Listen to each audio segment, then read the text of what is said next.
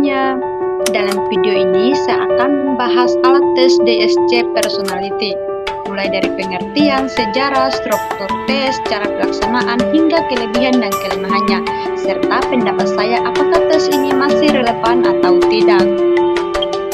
Namun sebelum itu teman-teman jangan lupa like dan komen ya. Nah, sekarang kita masuk ke pengertian alat tes DSC Personality Test. DISC Personality Test adalah tes kepribadian yang digunakan untuk mengidentifikasi 4 tipe perilaku dominan, yaitu dominance, influence, steadiness, dan compliance.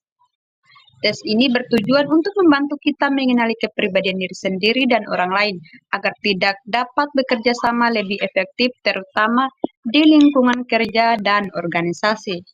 Tes. Selanjutnya, tentang sejarah singkat alat tes.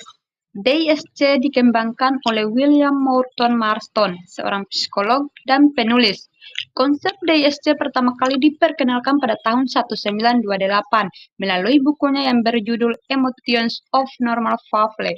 Latar belakang lahirnya tes ini adalah untuk menjelaskan bagaimana orang mengekspresikan emosi mereka melalui perilaku di lingkungan sosial. Juga mengenai struktur dan format tes.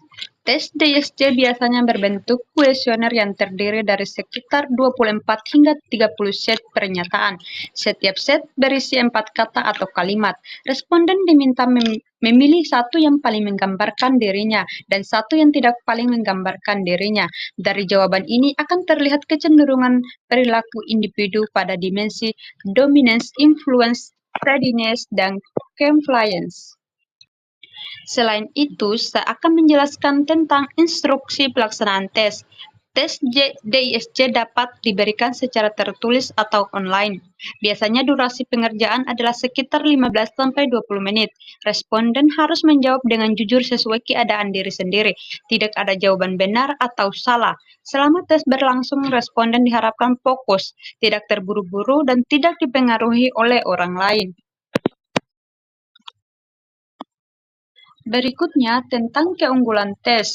Beberapa keunggulan tes DISC adalah 1.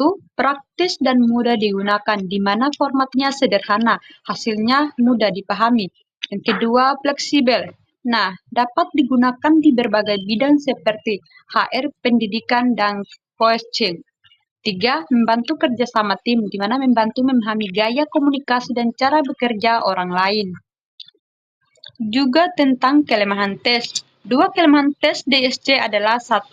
Tes ini tidak mengukur kecerdasan atau kompetensi teknis, hanya menggambarkan gaya perilaku.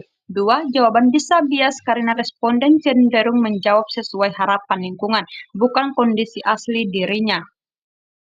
Dan yang terakhir yaitu refleksi diri saya sendiri mengenai tes DISC. Menurut saya, tes DISC masih sangat relevan digunakan hingga saat ini karena membantu kita mengenali diri dan orang lain.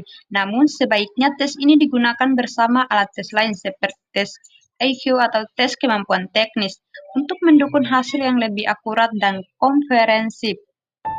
Itu saja penjelasan dari saya. Sekian dan terima kasih.